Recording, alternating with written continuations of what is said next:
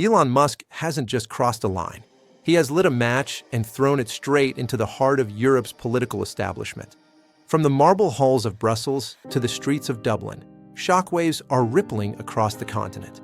For the first time, the world's most powerful tech entrepreneur has openly declared war, not on a nation, but on the European Union itself. Musk is no longer holding back. He has labeled the EU a bureaucratic monster, a political machine that he claims is systematically stripping its member states of sovereignty. "I love Europe," Musk stated bluntly, "but I loathe what its political apparatus has become." This was not a policy disagreement. This was a battle cry. Musk went further, urging European nations to reclaim their independence before, in his words, the Brussels machine erases their identities forever. He drew a sharp distinction between the Europe of history, culture, and tradition, which he deeply admires, and the modern EU, which he accuses of surviving on restriction, punishment, and centralized control. The spark that ignited this confrontation was Ireland. As Irish citizens faced EU-mandated migration quotas, imposed despite public opposition, Musk stepped in and called it what he believed it was: bureaucratic blackmail. He accused EU elites of ruling from ivory towers while ignoring millions of Europeans who feel silenced, censored, and politically erased. According to Musk, the EU no longer protects democracy. It undermines it, not with tanks, not with soldiers, but with decrees, fines, and unelected authority. And then came the weapon, the Digital Services Act, the DSA.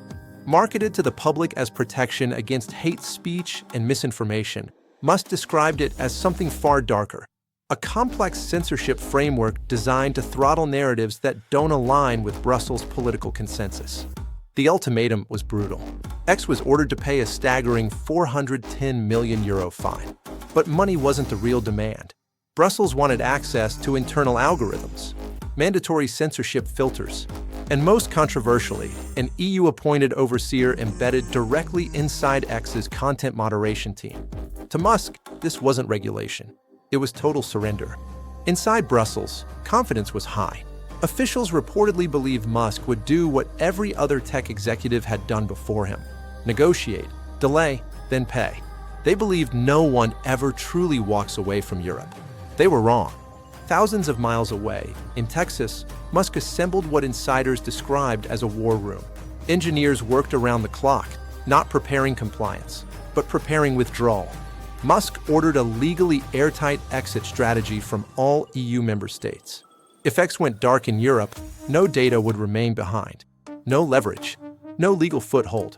His philosophy was simple: freedom is not negotiable. If we give in here, Musk reportedly told his executives, we give in everywhere. He argued that banning X would only expose the EU's true nature. In authoritarian countries where X is blocked, citizens already use VPNs to bypass firewalls. If Europe followed the same path, Musk said, it would prove his point, that Brussels had become a censorship cartel. As pressure mounted, the EU escalated again. An additional fine targeted X's blue check system, once reserved for elites, now available to ordinary users. To critics in Brussels, this democratization of influence was unacceptable. To Musk, it was proof that the old guard feared losing control of the digital hierarchy. Then came the breaking point. Europe realized what was truly at stake. If Musk pressed the red button, hundreds of millions of European accounts would vanish overnight. Political debate, breaking news, cultural exchange, gone. The EU had bet on one assumption, that Musk would blink. He didn't. And then Washington entered the fight. US political leaders openly accused the EU of bullying American companies to silence free speech. Diplomatic pressure followed. Travel restrictions were imposed on key officials linked to the DSA. Suddenly, the unshakable authority of Brussels began to fracture. When EU leadership finally appeared before the press, the tone had changed. The confidence was gone. What remained was the realization that this wasn't just about one platform. It was about power, control, and who decides the future of speech in the digital age. Elon Musk didn't just defend a company. He challenged an entire system. And now the question lies with Europe itself. Will it reclaim sovereignty or remain bound to the machinery of Brussels? The battle for the soul of Europe has begun. What do you think? Backhand index pointing down, let us know in the comments.